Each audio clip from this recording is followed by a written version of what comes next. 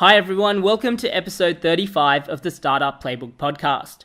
My name is Rohit Bhargava, and each week I interview successful founders, investors, and subject matter experts on how they got started, the strategies they used to succeed, and their advice to current and future entrepreneurs.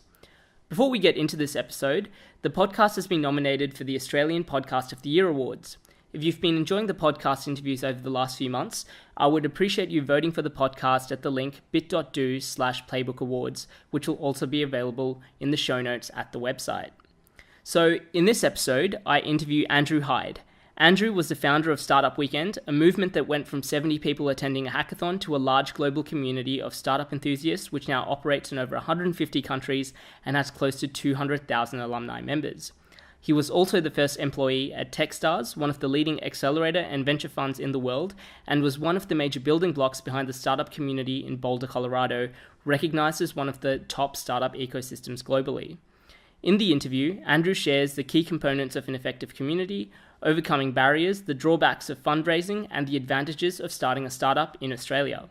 Without further ado, here is my interview with Andrew Hyde. Hi Andrew, welcome to the Startup Playbook Podcast, and thanks so much for taking the time to be here today. Thanks for hosting me.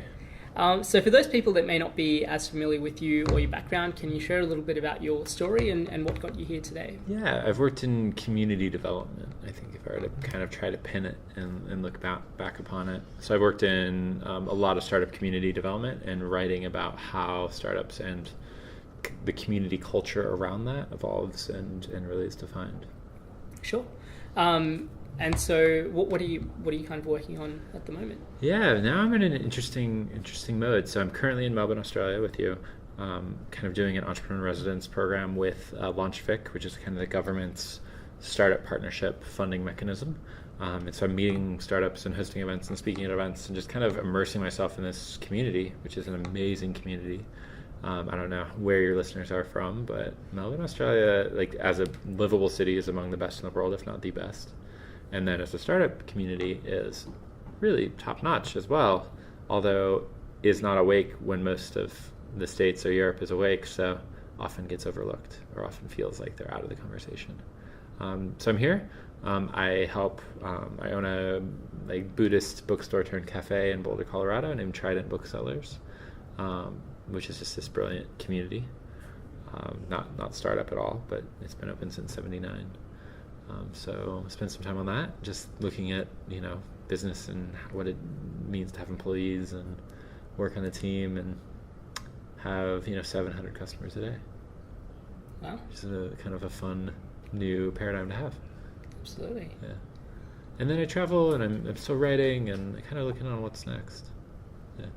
Great. So I guess I want to sort of touch on some of the things that you're doing with LaunchFIC and things like that later in the show. But I guess sort of going back to the start of your journey, sort of with Up Global and Startup Weekend specifically. Yeah. So, I mean, Startup Weekend for me was a huge thing. When I first moved to Sydney and I first got into the startup scene, I heard about this hackathon thing. I didn't know what it was. Was told to go along, and just amazing experience. I was fortunate enough to be in the team that won. I then sort of traveled to Melbourne and came down to it for a startup weekend here, and that was a 3-year journey then, leaving Startup Weekend, kind of finding a startup and kind of finding our way through that. So I guess from your side of founding Startup Weekend, first of all, for those listeners who aren't aware of what Startup Weekend is or what a hackathon is, if you could kind of elaborate a little bit on that. But also, what was that process like for you, sort of putting this event together and then sort of scaling that to be such a huge global thing? Well, it's awesome that you got a lot out of it. It's really, really cool. I think that's the most interesting thing about it for me years later, is just meeting kind of what it did. Because we knew all these events were going on, but we didn't actually get to meet a lot of the people and then follow them on their journey. So now we get to kind of meet people and see like, oh, wow, did you well? Got you, we've got a lot. Okay, so Startup Weekend was an idea, an experiment, a chance to gather the local startup community to kind of learn through doing of taking the process of a startup and condensing it to an ultra compact experience. So meet on Friday as strangers, launch Sunday as a business. It's kind of the crazy pitch. And funny enough, over the last 10 years, that really hasn't changed.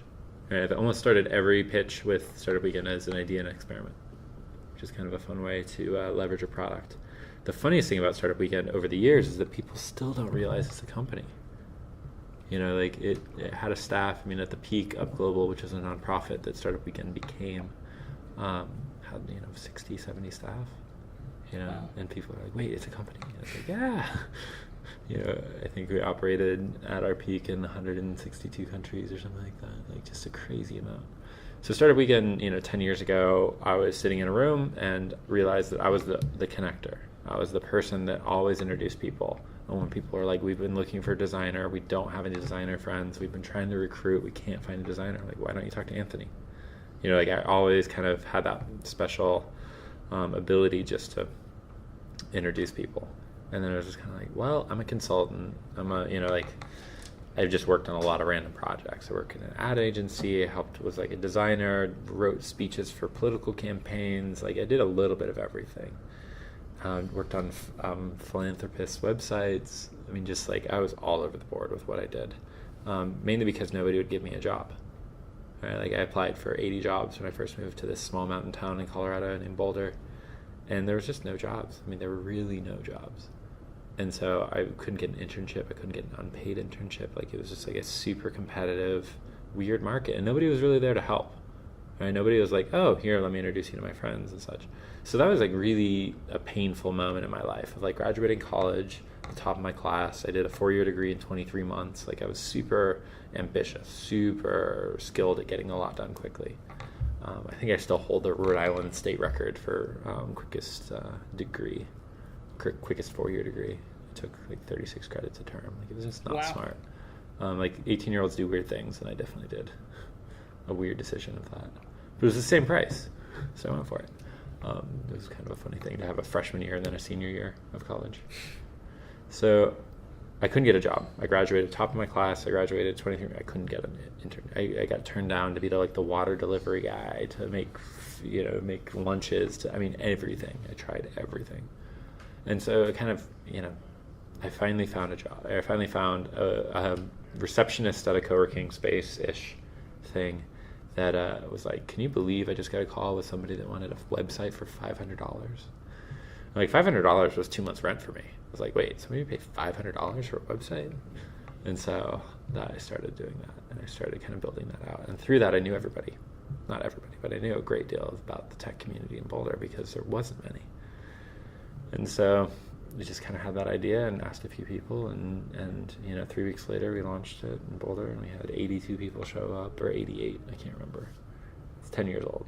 I get to not remember something's perfectly correct. And then, there's interest from around the world. I had 5,000 emails that week of just like people from all around the world just being like, we want to do it here, or how'd you fund it, or how'd you do this, or because it was a hackathon when hackathons were just becoming a thing. And it was one in which like people still don't know it's a company. People just thought it was this authentic movement, which it is. But there's some intention behind it. So we created it. Our second weekend was in Canada. Our third weekend was in New York. Like we just kind of went big quickly. Our sixth weekend was in London, and we just went. And I say we as far as the community, because the community really launched it. Right? Like I was the lucky one that got to travel to every community and kind of visit and curate and facilitate the event. But there was a lot of people that just were, cheerleaders, and like didn't want anything out of it except for like they wanted Boston to be great. So they wanted to do this with me, and we weren't charging any money, and we weren't really raising any sponsorship because it was so crazy, and we were just these kids, and like it was wonderful. It was just kind of that pure moment for me of kind of entrepreneurship and community and travel. And I, at the time, had never been out of the country. Oh, wow. So when I started Startup Weekend, I had never been outside the U.S. I'd been to Canada, like once or twice, but not really big trips.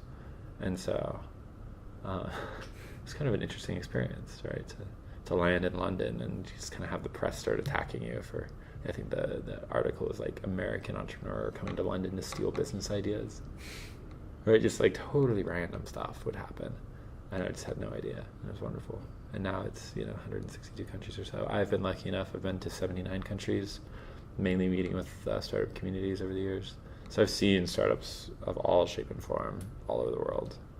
And it's funny how they're quite similar. Yeah. I guess kind of going back to, so you mentioned, the second week you were in Canada, 6 weeks in you were in London. Was that, I'm assuming that wasn't planned?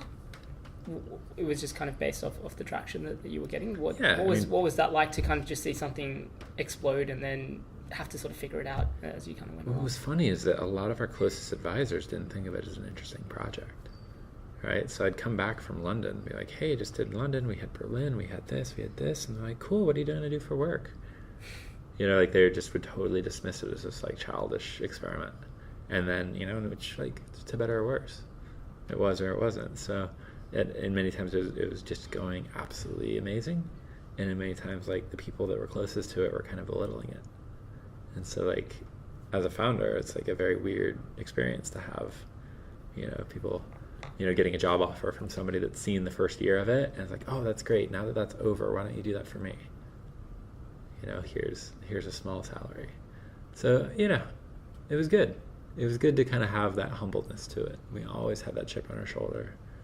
And then because it was a pure community move, right? Like we didn't really have a business model at all, equity, you know, anything like that. We were just like, let's do as much good as possible, and eventually it'll work itself out. I'm wondering what that was like. You know, I assumed I kind of went through this in a slightly different way as well with my own startup, but you know, the startups that have sort of investors on board, or even their co-founders that don't really believe in that sort of direction, you know, like you saw something in the hackathon, the startup weekend sort of concept, and you seem to be getting traction, but you had, as you said, you know, people that were close to you that were sort of belittling it and kind of really making you question that. How do you balance that as a startup founder? How do you kind of... I heard somebody say that once you take investment, you stop living your dreams and you start living somebody else's.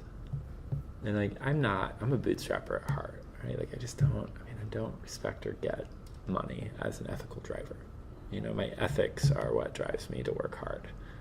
I want to have enough to not to look at my bank account.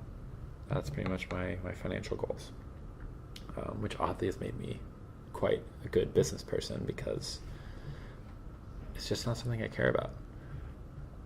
And so when people were coming at me and saying like, you need to charge, or you need to do this, or, you know, don't you know how to run a real business? You know, just like these very odd statements where it's like, no, what I'm doing is perfectly true to what I want to do. You know, I didn't have co-founders. I didn't have investors. Everything that I did was for our customers, or, you know, our attendees. And we were able to build something super special around that. You know, and we would, you know, some of the weekends would be almost completely unplanned going into Friday. Right? But it's like, wait, I'm inviting 100 people that are into technology and into entrepreneurship and crazy enough to show up to Startup Weekend. We'll figure out what we're eating for breakfast on Sunday. Like, that's fine. I'm not concerned at all. If the internet goes down, I am fully looking forward to the community setting up their own WiMAX mesh network over the weekend with parts that they're in a closet somewhere, right? Like, this will happen. There's no doubt in my mind that whatever challenge will be thrown at this community, they can solve it, and actually that'll be part of the experience. Where a lot of people would show up and be like, what's the agenda? It's like, well, we're talking. Let's form it. You want it? That means we need it. Let's do it. Let's write it on the board. Let's, you know, like every community was crazy different. You know, London was, you know, everybody, you know, it was a alcohol-filled, caffeine-filled, you know, just crazy experience. And, you know, New York was this very academic experience. You know, like every community is different. So like how, you know, for me, it was fully a my ethics play, right? Like, this is exactly what I wanted to see in the world. And I really didn't do anything that wasn't fully in tune with what was the best for the entrepreneurs.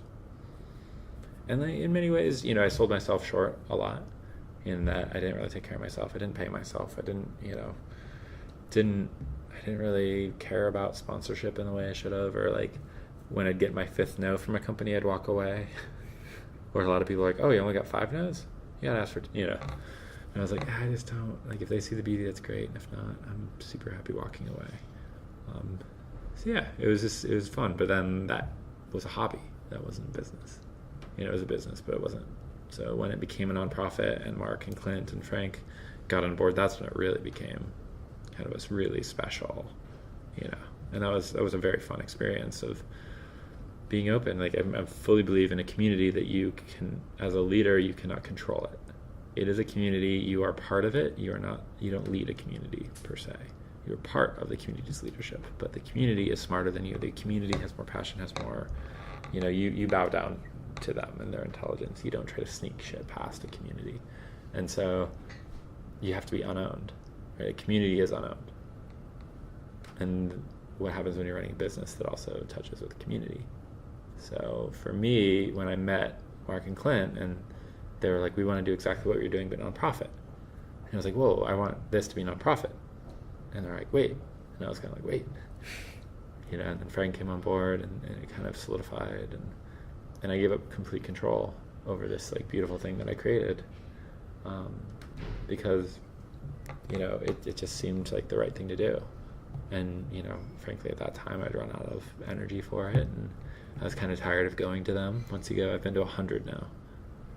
Wow. If you can imagine that. 100 startup weekends. So, like, just under 2 years of my life, weekends have been filled with bad co-working spaces and sweaty developers. In a good way. I really like our spaces. But So speaking of going to 100 different hackathons where you see you get to see and touch so many different ideas and so many different founders, was there anything that you kind of found that stood out for you in terms of trends of things that worked well, things that didn't go well, things that you just kind of saw from having exposure to that many different things? Completely.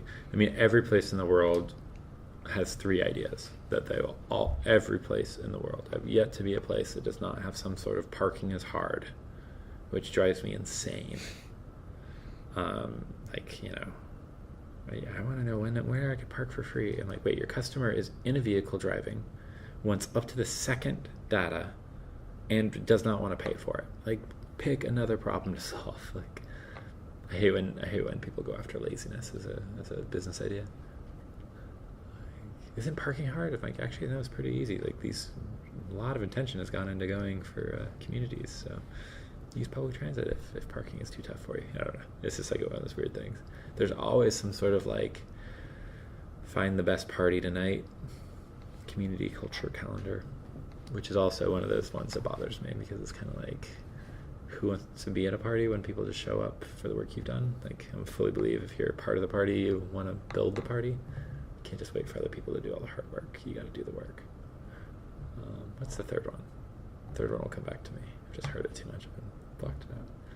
So I think the ideas I find to be almost universally uninteresting. Right? There's very few ideas that I even remember post the weekend. Because a lot of them are just obvious. We want a co-working space here. Startup Weekend's created more co-working spaces than anything, I think. Which is great. It's super needed. It solves a problem. It's fundamentally life-changing. The people involved, like, lovely, lovely, lovely. But they're not like, I remember one was they were working on storage solutions for when we colonized Mars, and they wanted to be the storage solution people. Because, everybody else is working on the food and the hotels and such. We should work on them. And it was just like a total, I don't want to say piss take, but it was just this total like joke of a project, and they were super serious about it. And they just wanted to learn. Right, so let's not analyze the startup ideas. Let's analyze the founders and what they want out of it. Like 99% of them, 1, don't want to have a boss that they don't like. 2, want to have the ability to change the outcome of their future. Right, that's like almost every person that comes to the weekend. It's just those 2 things, and which is amazing how universally true that is around the world. There are people that want to make money off of it, which is awesome. You get an entrepreneurship because you want to buy the penthouse. That's great. There's people that want to get into entrepreneurship or get into Startup Weekend because they want to solve a real problem. They saw an injustice. There was an injustice done to them. There's no solution for a problem they have. They want to learn how to do it right. So if you look at why people come into it, it's like for all different reasons, but basically very similar. And I'm talking around the world, from Kenya to Montreal. Like, it's very similar. So it's pretty odd, isn't it? Yeah. I'd be really curious to hear what's kind of happening in I guess other startup weekends globally. So I probably participated in 3 or 4. I've mentored at about 4 or 5 startup weekends over the last few years. Well, out of that, so Stage Label, which is my startup, was one of probably only 2 that survived the next 3 months. We lasted for about 3 years. but I found that it was very rare for ideas that came out of startup weekends or teams that kind of formed to continue on with that for any sort of particular length of time. Yeah. Is that a common kind of trend that you saw from things that were happening globally, or is that something sort of different in Australia based on the culture of what's kind of happening here?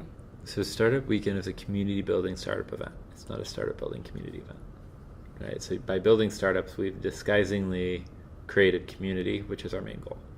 I did not create a way for businesses to be built over a weekend at all. That was never the goal. The goal was always, how do you build amazing startup communities through exposure of entrepreneurial ideas? So our main metric of success for years was how many founders met at Startup Weekend.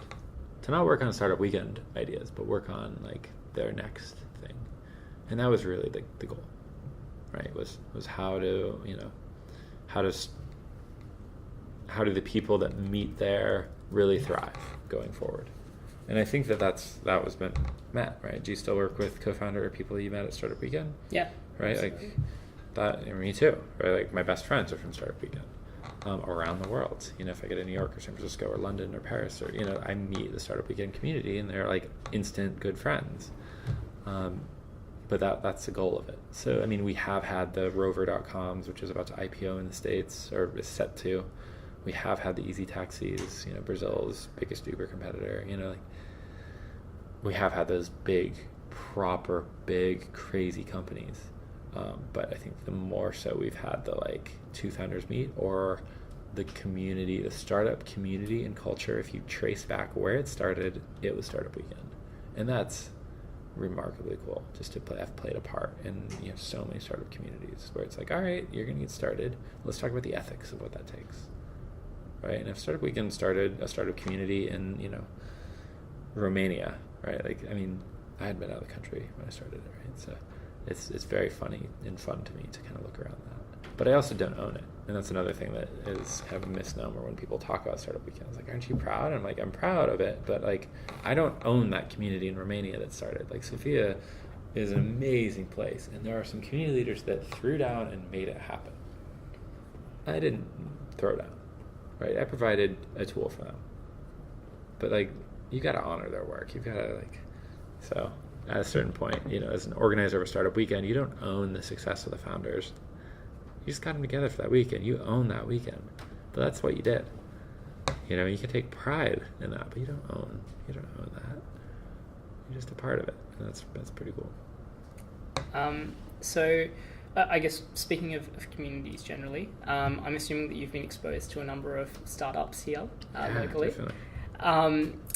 So I guess one of the things that I've kind of seen in Melbourne specifically and Australia-wide is a lot of marketplaces that are being created. And to have an effective marketplace, you generally need a thriving community as part of that. So I guess, do you have any sort of touch points that you think, or what does an effective and an engaged community look like to you? And how do you build one?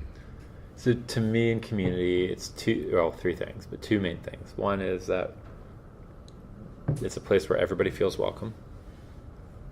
Full stop. Radical inclusion, everyone feels welcome. If you look at conferences and they're like, we don't have enough female speakers, we don't have enough people of color or older people or younger people. And it's like, all right, let's talk to some people. 10-year-old, did you feel welcome? Stepping into that room full of professional startups, they're like, no, why not? Nobody looked like me. Cool, let's fix that. So make sure everybody feels welcome.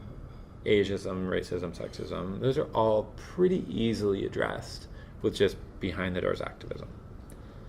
But as far as a community goes, it's the number one thing you do. The second thing you do is you make sure everybody feels valued, right? Motivational speakers or speakers will kind of cheaply do this by saying, I really want to get to Q&A, but I'm going to do my talk first, right? So you want to make sure they feel or are actually valued. How do you do that? That's really tough, right? Because as an organizer, you actually have to deal with when things don't go right, and you have to deal when things go right as well. But you have to value every person, and they're the boss. There's I have a good friend that works in digital services in the UK, And they're world leader as far as usability. I mean, they kind of created the whole genre of what usability is and user experience design. And their newer thing is service design. Have you heard of service design? Yeah. And it's my favorite concept because it's like, all right, hey everybody, we've got a team together and we're going to build a building. We're going to build a door so people can come into it and buy a coffee. And you get some team members that are like, great, I am working on building the building and I just don't have time for the door. Great, that's awesome. Thank you so much. You should find a new job because what we're doing as a team is we're building a building and building a door. And if that customer isn't on your mind as far as what you do and how you do it, let's just move on. Right? If I were to pitch, I want to make a newspaper, nobody in their right mind would not say use WordPress. Right? But I could definitely find teams that will build their own custom CMS and their own thing, and it's a 3-year project, and I've got to raise $20 million, or I could just use what's out there right now. So service design in many ways is just like, let's get down to business. Let's actually build what needs to be built in a way where we can get really valuable feedback from our community. So how do you, that's community management done in a business setting via product management. Might be a stretch there. But I really respect it. I really like that idea of like, how do you build in your processes, in your community, a way for the community to have a direct voice at the thing. It's really tough. I mean, sometimes I speak, at these events where everybody's been invited, and everybody that's ever had an idea, and thought about it in their bathtub that I should be an entrepreneur shows up, and they want to pitch you at the end of their talk because that's the way they think that they can get money because someone said that was the way that it was done. I don't know who. I would like to speak with them. But somebody said the best way to, get your idea is to find people you find successful and pitch them at really inconvenient times. And then when they say no, expect it and just keep talking, right? Like, no, who? Yeah, that's not how you do it, by the way. But you really have to value them, right? They have to be welcomed. They have to be valued. So, you should say, like Lean Startup did so much for the industry. Like Eric Ries, what a hero to me. But like he, because you could say, hey, did you read Lean Startup? Right? And like, oh, what's that? I'm like, oh, cool. You've got some homework. Once you read that, let's go ahead and have a real discussion about what you want to do. And most of the time they read like, oh, I need to talk to customers. Oh, I need to have a real problem. Oh, it doesn't really matter what my solution is. Oh, I don't have to have this tech stack. Oh, I don't have to raise money. Suddenly, like the world is completely different than I need to find somebody and tell them there's a problem that they need to invest in. And that changed entrepreneurship. Right? Startup Weekend started before that whole lean movement.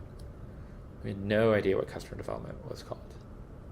Right? So we were just going in and just like doing a gut check on what we were building. Like, does that sound good to you guys? Yeah, it sounds good. We'll build that.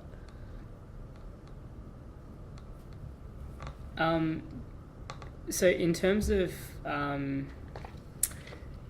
I think one of the things that I read recently in your recent blog post was if you were to start a company anywhere, it would be in Melbourne. Can you share why you said that and why you think that Melbourne, shout out to Melbourne here as well, why you think Melbourne is a great sort of ecosystem for you to start a startup in? Yeah. The funniest thing about that blog post and about this discussion is the amount of people that live in Melbourne that I've had to convince that Melbourne is awesome. Right? Like, it is a phenomenal place to be. Even if you're just like, I mean, if I was an author, I'd be here. If I was a design, like, there's so many things that just like the quality of life is so high, and the respect and intent on celebrating creators is ultimate. Whether that's a chef, a barista, if you're creating something, you've got an audience here, which is really, really cool. You kind of have that New York problem here, where it's big, there's skyscrapers everywhere, there's coffee shops, they're thriving, there's restaurants, they're all thriving. Seemingly all thriving, right? If you're going to be a business here, you got to be world class. You're a city that's hosted the Olympics. You know what nice is. Australians travel and travel well. And so I think a lot of places that you can kind of get away with a lower quality and a lower respect for work based on just ignorance of like, oh, like this is how we do it.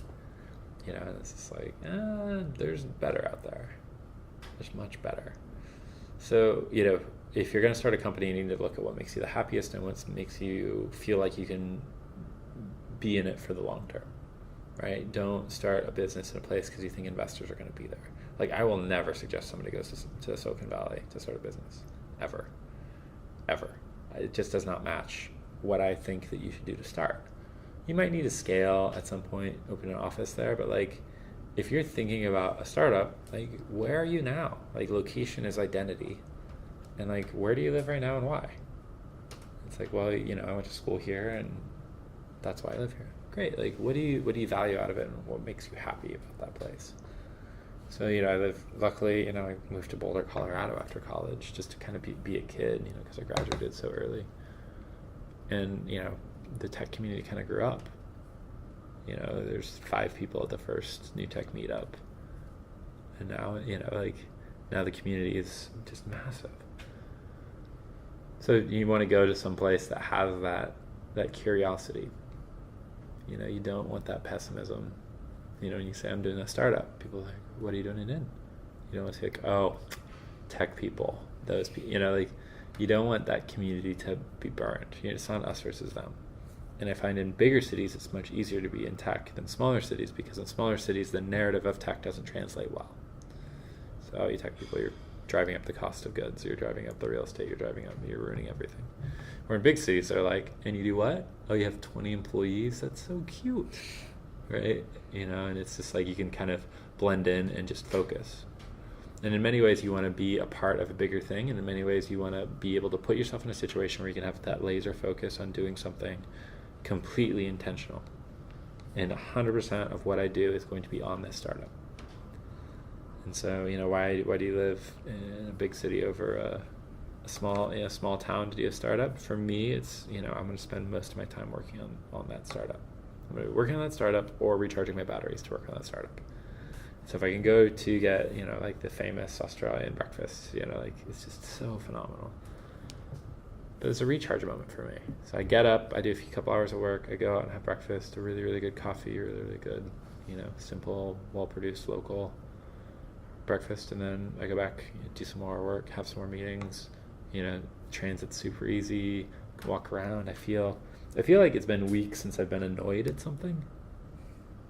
Right? Like, that's an odd statement. And then I asked somebody that the other day, Sarah Morin of Geek Girl Academy, who's just this phenomenal leader and phenomenal person. And she's like, I'm annoyed that I have to think about when I was annoyed. So there's that. You know, it's just like, it's a chill. People seem to be a little bit not into your business and a little bit empathetic of what you're up to. I've spoken 4 or 5 times a week for the last 2 months at events here. So there's just this thriving community that's not specifically on startups. It's not like I'm seeing the same people every night at all. There's very rare repeat customers. But, you know, I mean, for me, like, going from the U.S. Embassy to, like, a, you know, town that's a 45-minute train ride away, and speaking about the same things, but to a completely different audience. So you have that. So you have your customer base. You have your, you know, funding mechanisms. I mean, we could start talking about LaunchVic, I guess, right now, but, like, you have people in the government that care about entrepreneurship in a way that I haven't seen in the world. You have, I mean, talk about Code for Australia and the city of Melbourne, and, you know, there's a couple organizations that, like, are trying to do open data and make sure there's civic engagement of not just the tech community, but of, you know, technologists in the community. And that, you know, to a level I've not seen. I've seen all these projects happen, and they're kind of cute, you know, or cutesy, or there's 2 people working on it, and it's really nice, and we're going to release an API. And then you see, like, you know, I think there's 19 people in the city of Melbourne working on, like, they're all former startup people that are all tasked with this as, like, almost skunkworks projects of how do you open up data and how do you know, create frameworks for cities, communities to grow, not just tech communities. So you see that, and you're just like, man, like, there's so much going on here. It's like, why wouldn't anybody want to start in a place, you know, that, and I haven't been here during the winter, I will give you that.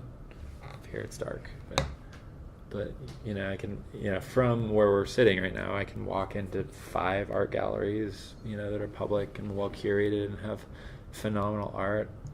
There's 5, you know, professional sports arenas within a 20-minute walk of here. You know, we've got Melbourne Open right now, the best tennis players in the world. I went last night, got out of it at like 1 a.m. It was a really hilarious experience. So yeah, why not?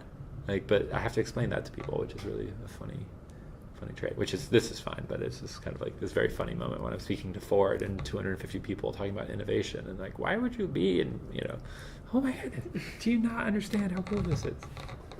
So. Do you think that there's any particular reason why, I guess people here don't value what's happening here? Do you think it's just because, the way that I see it is that sort of Australian, for a lot of Australian founders, the US has always kind of been the goal of, we want to be like San Francisco, we want to be like New York, we want to be like Colorado.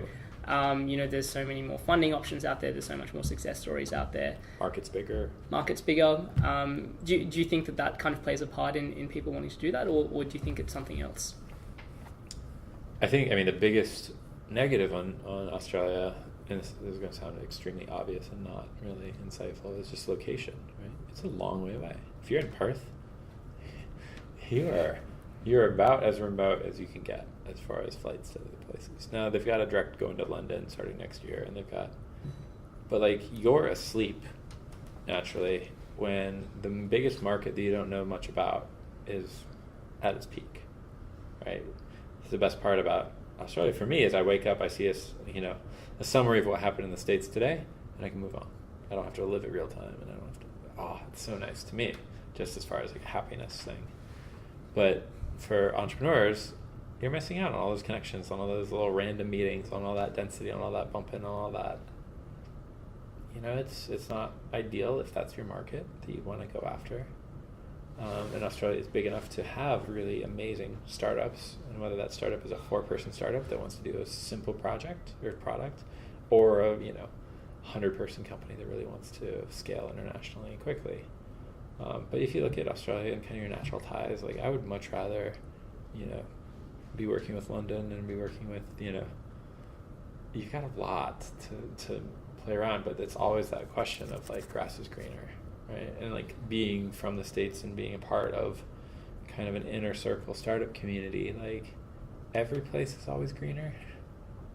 The people in San Francisco are looking to move out right now, and the people, everybody's just kind of there's some tragic flaw to everywhere. So, and I think 5 years ago people would move from Melbourne and Sydney, right? They get to a certain scale and be like, I'm out of here. There's not enough talent, and then all that talent is been over in the States, and they're starting to move back because they want to raise their family, or they want to, they just miss it or whatever. And they're coming back, and they're like, all right, is there a community here or not? Best thing Boulder ever did for itself, by far, the best thing that we ever did was make it a place where smart people would just naturally move. And that took 40 years of urban planning, making sure we had bike paths everywhere, making sure we didn't build houses right up on the hills. But it also just took people, wanting to welcome people. So I think if somebody sends you an email saying, hey, I'm looking to move back to Melbourne, you've got 40 introductions you can make. Here are my 5 favorite startups. Here are my 30 people I should meet. Here are 3 community events you can't miss, which that wasn't the case 5 years ago. And so they're moving back. They're eyeing it. Rent's cheaper than 5 years ago. It was one of the most expensive cities in the world. And I remember going out and I'll have 1 drink, please. Right, and now I almost want to say it's borderline affordable. Right, which will sound crazy to people that live here, but if you earn USD being here, it's actually it's great. It is a great city. So you're gonna start seeing people move back, and people that are starting here kind of just have that chip on their shoulder. They're like, yeah, and I think I would say you need to kind of copy New York and be like, we're New York, and we're fiercely New York, and screw you if you think we should be anything else but New York. Because every New York startup for 5 years was like, why aren't you moving to San Francisco? I'm like, no. We are New York. We will never leave New York. So, just gotta have that pride. Considering your role at LaunchVic and obviously, the things that you were involved with in Boulder, Colorado, and what you've seen in the US, what would you like to see more of in Victoria or in Australia in general? Yeah, I would love to see more cheerleading. Right, this is the weirdest thing. So I'll go around and I'll meet with entrepreneurs, and every day I have 6 to 10 meetings with entrepreneurs, coffees, lunches, etc. And I'll ask one question that just baffles some people, which is, what are your favorite 3 startups in Victoria? are Australian. And like a striking amount of people cannot name 3. Right? They work with a funding mechanism. You're out of, or if they can name 3, it's the people they work with at their co-working space, or the people they funded at their VC firm, the people. But there's not this like, oh yeah, I know this person, they're rad, I used to work with them at this organization, they just joined this new startup, or they're just the founder of this, and I'm going to support them no matter what.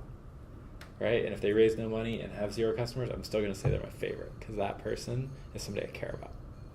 You don't have that here right now, which is kind of troubling to me. I'm not sure why. I cannot figure out why. And if you're in Australia and talking about startup community and culture for more than 5 minutes, you'll hear the term tall poppy syndrome, of this like belittlement of success or belittlement of anybody that takes a risk. I don't know where that comes from or why that's there, but it seems to be over. It seems to be people that still do that are kind of like ostracized and are no longer really part of the community. They're the people that used to be part of the community. So yeah, you have this really brilliant opportunity to kind of be a cheerleader, right? And this is a wonderful thing. If you're at a meetup and you meet somebody that says those really bold words, I'm the founder of blank, you'd be like, damn, yes, how can I help you? What can I do? Can I be on your cheer squad? Like, which sounds super weird and American, but like, and you just retweet their stuff, repost about them, write blog posts, recommend them, review them on like, it's simple stuff. Man, it is needed.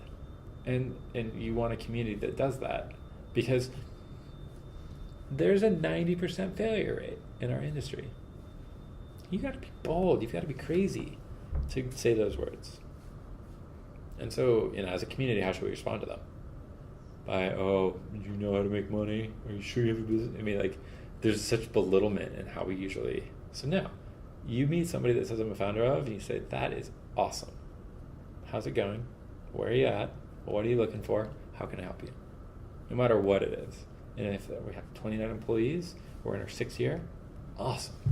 That's so impressive. I'm so proud you're here. What do you need help with? What can I help out with? So creating that culture, I think is really an important thing, where you're both just like, you realize that there's so many people doing things. Like, we're in this great co-working space. We walked in and I saw 5 founders doing their founder thing, talking about, and like giving the tour and giving the, that's what you want. But how do you create that and be welcoming and valuing, to others in that community? That's full 100% of my intention when I'm out here. Is just like, make sure people feel welcome. How do you do that? Put your email out there. When they ask, hey, I want help with blank, help them out. Like, it's not hard. It just takes compassion. And unfortunately, not a lot of people have that compassion naturally. A lot of people see that in leaders and try to recreate that. And that's what you want to create if you're a community leader or somebody that's actually trying to do amazing stuff in a startup community. You need to be the leader. It's like, it is absolutely not okay for people not to know the most amazing startups in town. I used to date this wonderful woman, and she was on like a Dutch playground, and the Dutch kids found out that she was not Dutch and did not speak Dutch. She knew a little bit, but they found out that she did not know the colors. And this is this color. How do you not know that? Oh my goodness, I need to teach you all of the colors right now, right? They're like 3, and just like, this foreigner doesn't know the color for blue, and that is something that they are going to directly address right now with enthusiasm. Hell yeah, that is amazing. That is like exactly what you want. You don't know Jake? You don't know Sally? She's the best founder I've met ever. You need to have that enthusiasm and that curiosity, and hopefully be in a community that also has that enthusiasm and curiosity.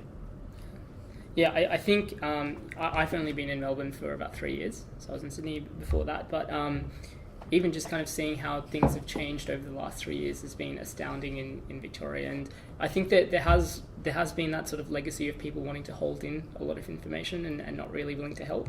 But I think people are starting to realise that it's not a zero-sum game, and that if other people win, you win. It's growing the pie. So because if a startup catches on fire and needs to hire 100 people, they're going to hire your friends, right? And if a startup goes out of business, those people need jobs.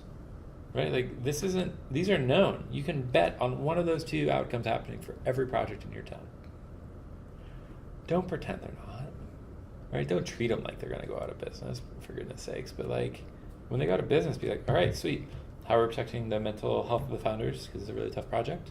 How do we make sure all the entrepreneurs have jobs by the end of the week? How do we make sure that the customers are treated with respect as we shut down the project? Right? Like, why don't we think? I mean, like, as a community, that should be obvious. You're starting a project, it might work, it might not. How do we deal with that? And when people are like, oh, I'm not, and it's still kind of an information economy down here. People know things about other people, and they, you know, did you hear this? And that's funny, and I think that's just a big community, our big city. And I'm like kind of looking at the distance and the room we're in, and I'm just seeing like layers of skyscrapers. Right? It's not just one, or like the CBD here is massive. What else? I mean, like the community. I mean, like Bork Street had a tragedy last week where a crazy dude just started driving on the sidewalk and hit a couple people and killed them. And it was just like a really sad, weird moment. Like it's just a weird moment, right? Where it wasn't really terrorism. It was just kind of a crazy dude being crazy. It was just weird, tragic. And you walk, up and down the street. I mean, it happened in the busiest part of the city. Happened around the corner from where we are right now. Yeah, we can almost see exactly down there. And there's all of these kind of makeshift memorials, right, where there's flowers that people have left. And I mean, we're just talking layers and layers and layers and layers and layers. Two things that surprised me about that. One, I can't find a flower vendor, right? Like I feel like if this were to happen in New York, there'd be like an entrepreneur kind of there being shady. And like, that's not happened here, right? Like all the street performers that usually perform there stopped. It is dead silent. People step up, they pay their respects, they take a picture, And then the second thing about it is that there are people that work for the city or work for Victoria or work for whoever that are there if you want to talk to somebody. Like they are grief counselors right there. It's like, all right, so something unpredicted happened, and like we have the resources to address this in a pretty good way. The government immediately set up a fund for all the families that you could donate if you want to donate to kind of the future of this, the people left behind. But my word, there wasn't an overreaction per se. There wasn't, who knows? I'm not going to analyze all of that. But like walking around, it was just like there's a curiosity of community here and a respect for that I haven't seen anywhere in the world to this level. And I talked to one of the grief counselors this morning. I'm like just like curious. I'm like, how many people are you talking to? And it was like they had grief counselors on like the sub memorials, and like not near where it happened, but like up the street. And I don't understand a lot about the city, and like when you travel a lot, things happen you just don't understand. Like, why is this here? Why is this celebration happening? Why do people walk this fast or travel this way or spend time in certain parks and areas and regions and celebrate or not celebrate or travel? It's just a mystery. You just get to participate in it. But you've got this connectedness. Like there's this pride to being Victorian, there's this pride to being Australian, and I see the whole Sydney-Melbourne rivalry kind of dying down. I hope it does. But like if you're not from here, the national sport of Melbourne is kind of pissing on Sydney, and vice versa, right? And this is kind of like an older brother, younger brother relationship where like they're both just competitive and trying to be the best person they can be, but in doing so are kind of at each other's throats, and they're getting their PhDs now just to prove each other wrong, that they wouldn't be the only non-doctor in this household. And so I find that to be just like a super interesting segue to kind of the future of Australia, which I think the original question you asked was kind of in tune with that, of like what's the entrepreneurship community play out with on a global scale. And I think that this will never, I don't think anywhere is going to try to be the center moving forward. Right, like you're just gonna have natural problems. Like I can move to Silicon Valley and pay $6,000 a month for a 1-bedroom apartment in a not nice neighborhood, right? Or I can buy a house I can buy a 10-bedroom house for that mortgage in most of America, which is right. They're both right. They're both good if that makes you happy, and if that puts you in a space where you can give back and be a part of a big community and kind of hope to help others succeed. And so like when people are like, we want to be the global hotspot for innovation, it's like, you want to be part of one.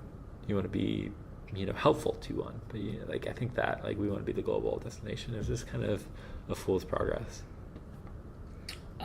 Just really mindful of your time. Just wanted to touch on a few last sort of topics. So you mentioned earlier that a big part of the reason why sort of Startup Weekend and all of those things kind of came about was because there was no opportunities available or coming to you because it was very competitive.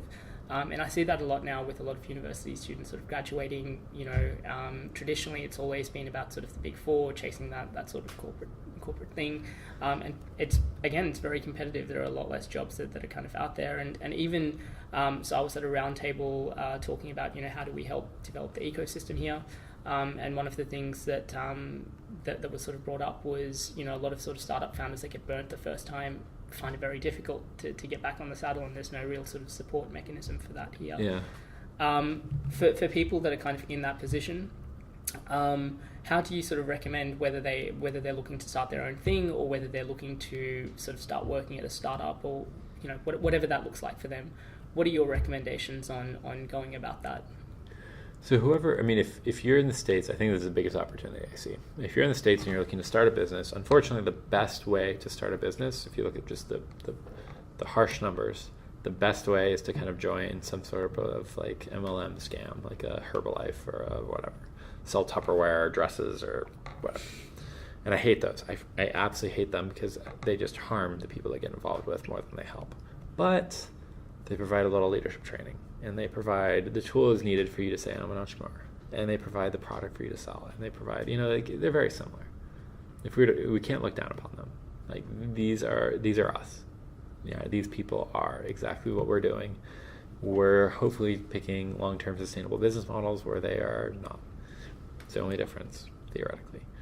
But you've got the leadership training a little bit, right? You've got a conference they can go to and learn how to say the thing and do the thing and be around people. They can be like, hey, can you be my mentor? Yeah, definitely. Let's check in every Monday, see how many sales you've got. So whoever can crack the code on how a 4-person company can become profitable quickly, is going to be the next thing, right?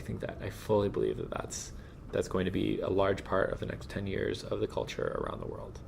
As automation becomes a bigger part of the global conversation, and as minimum basic income also becomes part of the global conversation, how do you get 4 people to live their most full, best, and interesting life in a profitable way, building products? To me, that's the most magical, full stop, the most magical thing to do. If we were to start a company to connected, smart, guys, if we were at 4 employees at the end of the year, we'd be doing pretty damn well. If we're at 10 employees, we have probably done almost everything exactly right? And you shouldn't have to pitch a perfect game to start a business, right? You should be able to have subscriptions. You shouldn't have to come for money. You shouldn't have to raise a fund. You should be able to just kind of play, solve a problem, and find customers. So however that happens quickly, I'm super, super, super interested in. I think that's all really I have to... I don't know if that brings up anything with you about that, but I think that's really the future to me. And then, you don't have to, if you raise money, unfortunately, you're not living your dream anymore. You're living a team's dream. And you're giving up a lot. I don't like that. I don't like that at all.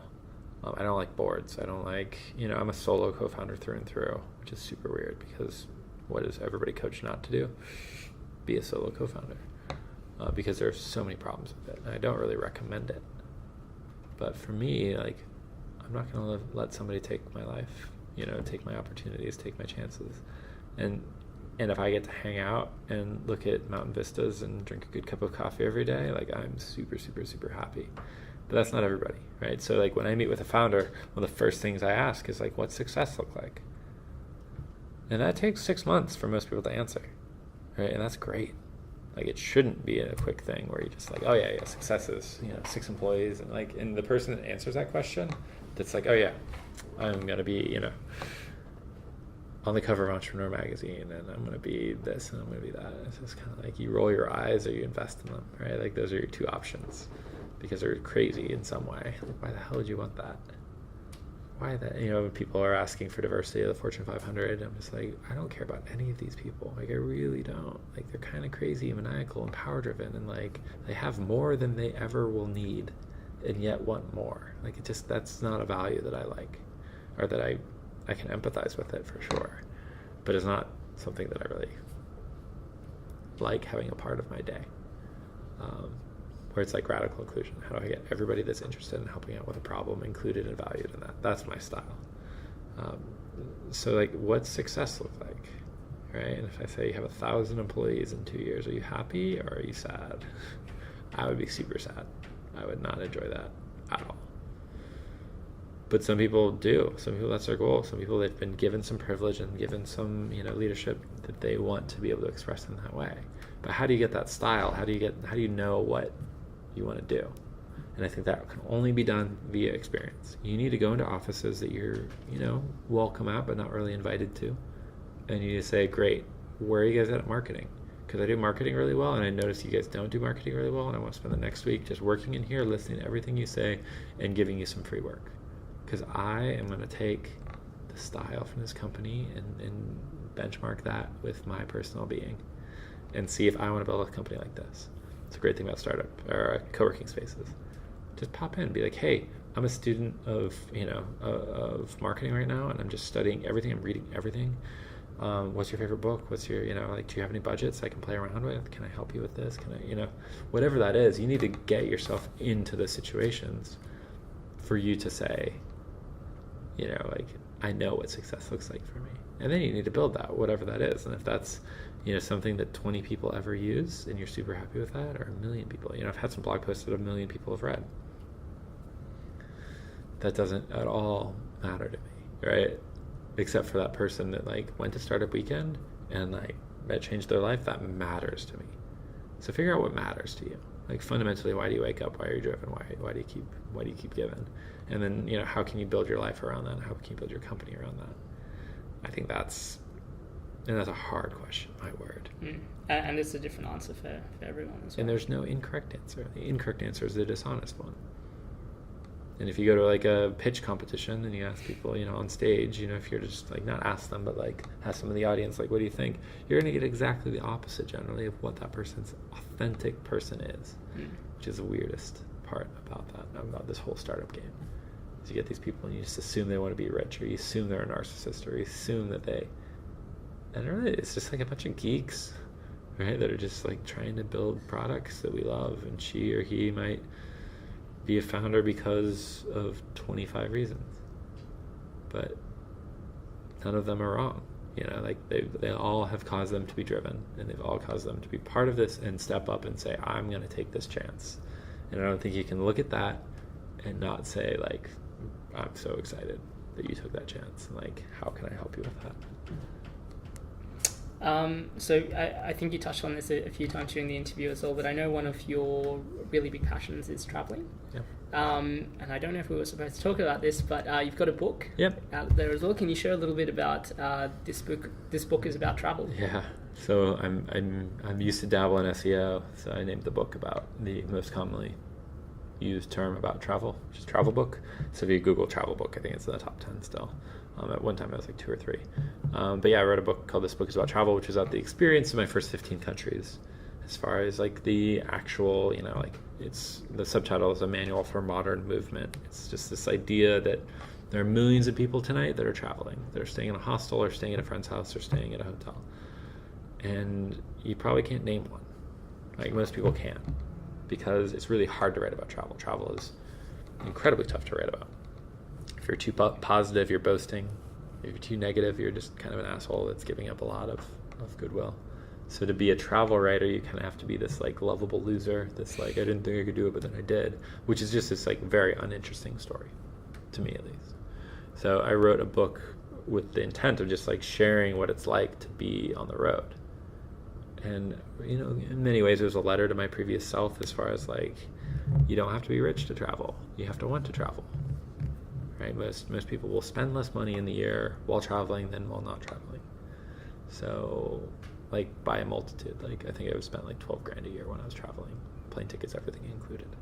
So wait, you're spending $1,000 a month to experience so many different cultures and different ways of life and food and smells, and every day. To me, the most interesting part of travel is when you can get to something called lucid travel, or you get to this moment where you're I don't know if I'm dreaming or not. this moment, this skyscraper, this dish, this person, this dance, this romance, this whatever, I cannot figure out for that split second if that's real or fake.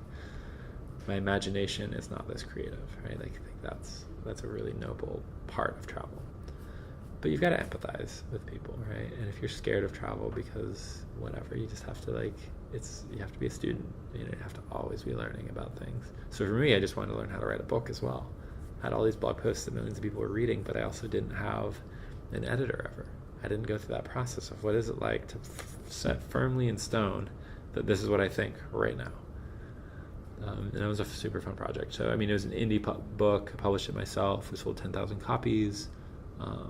Average price about $7. So, it did remarkably well for an indie title. But it was an indie title, right? And you just realize through writing a book that nobody really buys books. I own a bookstore, the people that buy books on the regular, have their own systems and processes, and it's very rarely via a single point, right? They're given a book, they give a book, I was thinking about this week, this is totally random, but I don't think you should ever buy a book. I think you should buy multiple of ones that you have read and loved and give those to others. So whenever you go in a bookstore, buy 3 of one title. That's what I do. And then you're just in a meeting, you're have you read this book? This book is phenomenal. Here you go. And they're great. And that's one of those very cheap ways to have a fundamental impact in somebody's life. You remember good books. You remember who gave you a good book as well. So, yeah, I love doing that. Just buy 3, because you're going to give it. You're going to run into somebody. And if that's a startup book, that's great. There's an entrepreneur out of San Diego now, but he used to be out of New York, Clay Hebert, who runs Kickstarter Hacks. But he would always say his apartment is just every self-help startup, whatever book that he's ever read and loved. He's got multiple copies of every one of them, often signed by the author. And this is a great little hack. But yeah, write a book, but read a book. I just joined one of those Audible communities where it's super condensed books. And it was I don't know how I feel about this. In many ways, I quote unquote read 5 books today. In many ways, I have no idea what the author actually had, and that nuance and that in-depth reporting that they had. So, but yeah, I think books, I have an ultimate respect for really, really amazing writers, because it's just so tough. It's intent, right? Which is kind of what we've been talking about this entire time. How do you take all that intent and really formalize it and say, this is me? On that note, Andrew, it's been an absolute pleasure. For anyone that wants to connect, find out more about you, buy multiple copies of your book and pass that out, what's the best way for them to do that? Email me if you have any questions, Andrew at Hyde, hyde.co, andrewhyde.co. My blog is my name, Andrew Hyde, with a dot. It says .de, so andrewhy.de. Twitter, Facebook, LinkedIn, whatever your choice is. But reach out and just figure out how, if you have an ask, make the ask. And getting to know me is not an ask, right? That's something we just did here. You listened, you know me now, great. You want me to know about you? Tell me about your project. Tell me about what you're doing, and if you need an intro, if you need a passionate customer, if you need whatever. But yeah, feel free to reach out. And thank you so much. It's been great. No problem. Perfect. I'll make sure all of those links in the show notes. Andrew, once again, thanks a lot for your time and for sharing your insights today. It's been fantastic. You bet. Thanks for listening to episode 35 of the Startup Playbook Podcast. You can find the show notes of my interview with Andrew, along with a curated list of tools and resources for startup founders at startupplaybook.co. As always, you can join the conversation through our Twitter account. The handle is @PlaybookStartup. In the next episode, I interview Luke Marshall. Luke is currently the head of growth at 90 Seconds, and prior to this, he was at Google and Facebook, as well as a consultant to startups such as Your Grocer and Possible.